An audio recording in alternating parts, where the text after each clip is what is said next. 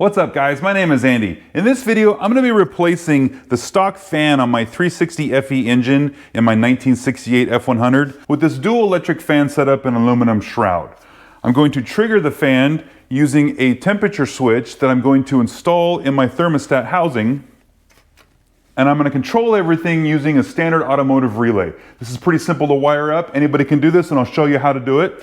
So let's go ahead and get started. The first thing you're gonna wanna know is the size of your radiator. And in this case, I have an aftermarket unit that I installed a while back, and it's 26 inches wide by 19 inches tall. And that's actually kind of a common size for these kind of radiators, and buying the aluminum shroud that fits this stuff. So that was pretty easy. And then I was able to buy the two fans in the shroud all in one unit. So we're good to go there. You are gonna have to make some brackets for the side, and I'll show you that here in a minute. But the first thing I wanna do is get this fan unbolted from this pulley wheel so we can get this out of the way, and I'll test fit that electric fan setup. Pro tip for getting these bolts loose is leave the alternator belt attached. It kind of keeps the pulley from spinning. So we'll go ahead and loosen up the bolts, and then we're gonna want to take tension off the belt because we don't want any tension on this pulley because it'll just fall off. So let's go ahead and get these off. We're gonna use a 1/2 inch socket on here.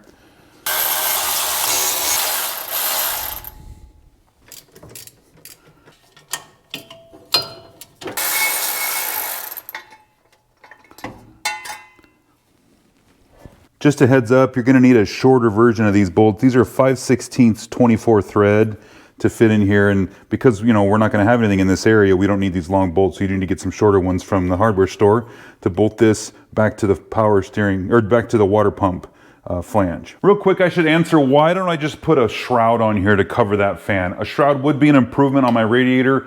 You should have one for a safety feature, but also because it will help pull the air through the radiator instead of just moving air around the radiator.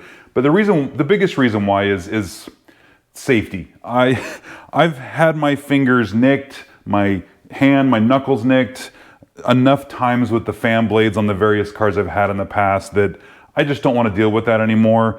I was in here the other day just trying to tweak something, and I was trying to get really close to the fan because I had to, and I still hit my knuckle, and I don't want to deal with that anymore. So a shroud would help, at least on the top and stuff like that. But as you're getting by the distributor and that kind of stuff, you're just really close to that fan blade, and I don't really like that. So going to these electric fans, I'm able to move more air than what I did with that stock fan, and then they're all gonna be encased in that shroud and stuff like that, so it'll be fine. And plus, I like doing stuff like this on the truck anyway, so it's another good reason why I want to do that. So let's get back into finishing this install. So now we can thread these shorter bolts in, hold this pulley onto the water pump flange.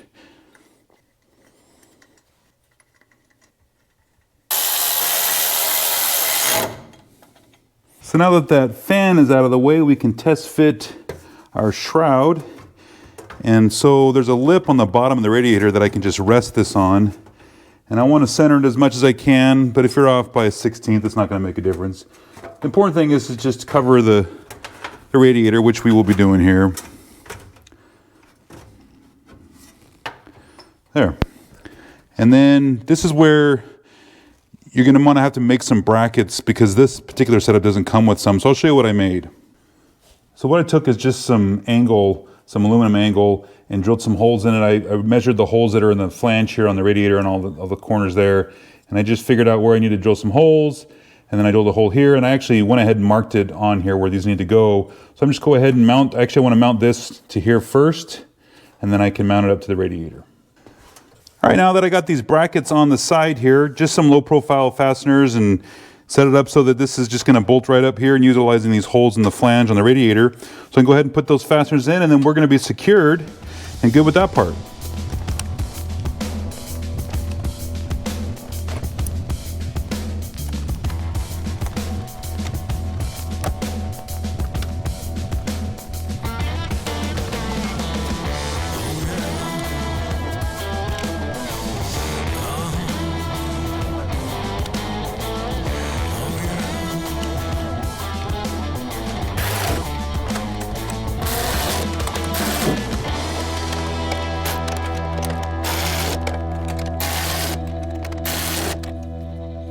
All right, that's it. That thing is secured to the radiator. It's exactly where I want it. Somebody would say that this is the easy part, all the mechanical side with brackets and stuff like that. There was a little bit of measuring and making sure stuff fit. That took a couple minutes to get that figured out.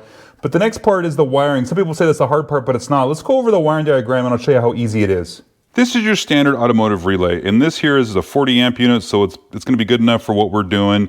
And the reason why I like something like this, particularly with a harness, is it makes it really easy for wiring. Now you could put spade connectors on here and wire it up that way, but I like having this thing already set up ready to go.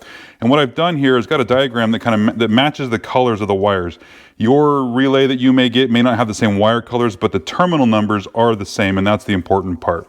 So what I'm going to do here is I'm going to take the constant power off of this side right here is actually the battery terminal side of the starter solenoid for the truck and for any Ford car in the 60s and 70s. Easy to get to. It's the same thing as just putting a terminal right on the battery.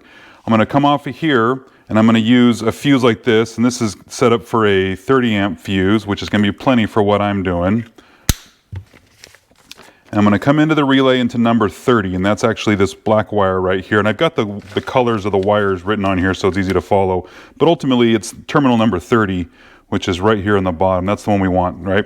So we got that coming in there. And we're going to come out of the terminal and wire number 8, or terminal number 87 is the red wire. And this is going to go to powering the fans. This is going to be something we're going to hook up at the end. But this is important because this is a heavier gauge wire as this black wire. The white and the yellow wire are a lower gauge because they're the ones that are running the solenoid on the inside of the relay here. Now to power the solenoid, I'm going to take off of the I terminal on the starter solenoid.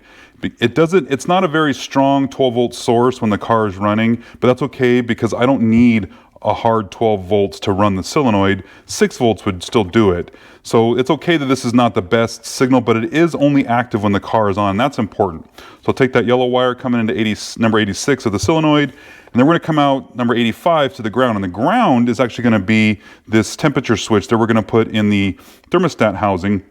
And when it reaches, if you can see it on here, it's going to be hard to see. It says 200, 185. So that means when it reaches 200 degrees, it's going to close the circuit inside here and be the ground, which is right here on the diagram. And then when the fans cool the coolant off and the temperature comes back down to 185, this is going to open back up and it'll shut the ground off. That will shut the relay off, or the solenoid inside the relay, and disconnect the power to the fans, and it shuts the fans off. These are pretty simple diagram, easy to follow, and these standard automotive relays are really the best way to do it. You could wire it up where you've got a switch on the dash to turn it on. There's a couple different ways you can do it, but I really like this way. It's simple and everything's going to bolt right in and fit right where we need to go.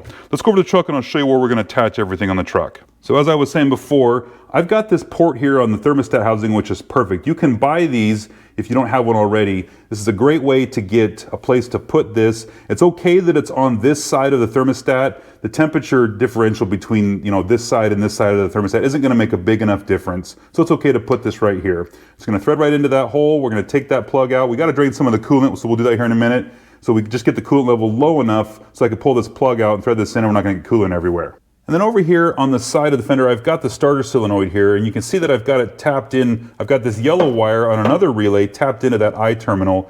And this is actually for my electronic ignition that's inside my distributor here. So I'm going to do the same thing where I'm going to use this terminal to power. It's the yellow wire on the relay. It's going to activate the solenoid inside here and open up the juice to get to the fans and turn those on. I'm going to mount this somewhere over here, and then I'm going to run the wiring from here, and I'll run it behind the battery and just get it nice tucked in and clean, and go down this way somewhere and just tuck it in nice and clean. The ground wire, I'm going to have to run. I'm actually going to put it inside the loom here. I'm going to go inside the cab, and I'm going to come out over here where the rest of the wires are coming out for the coil and the distributor and stuff like that. I'll just put it in the loom there, and I'll just run it over, and I'll just put it right here on the temperature switch that's going to be on the thermostat housing. Pretty simple. You can kind of set this up here. Oh, the other thing I want to do is the ground for the fans themselves. On these particular fans, the blue wire is the hot wire, the black wire is the ground. So I'm just going to combine both of the grounds of both of these plugs here, and I could just put it to a bolt or somewhere over here on the chassis, someplace that's metal. I'll ground those fans. This is a really simple diagram, a real simple way to wire these up. You can get as creative as you want in terms of where you run the wiring and get all things tucked in. So let's go ahead and get that done, and then we can test the fans. So now I'm letting the coolant drain, because remember I want to get it down below this point here so I can put that temperature switch in there, and that's all I have left to do. I got the wire already sitting here ready to go, and again I just ran it up there inside the firewall and came out and tucked it in the wire loom over there. I've got my relay set up here for the setup here. I've got a fuse so that I can have a fuse connection for that. I'm not wild about how this is turning into a rat's nest, but it is fairly clean. And then I got the rest of the wiring done for the fans. It's all put together and ready to go. So just got to get the coolant drain down, and we'll put this guy in there, and then we can test it. All right, let's get this guy cracked open. Hopefully I got enough coolant left out of there.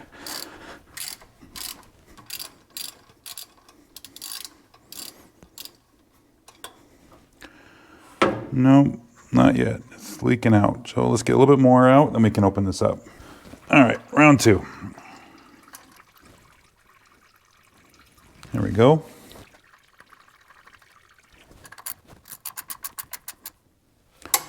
Okay, now that's in place. So from here we can just test this. We don't have to have the car running. We can just put the fuse in my fuse block here, and then we can just touch this wire to ground. It doesn't have to be, this doesn't have to be activated.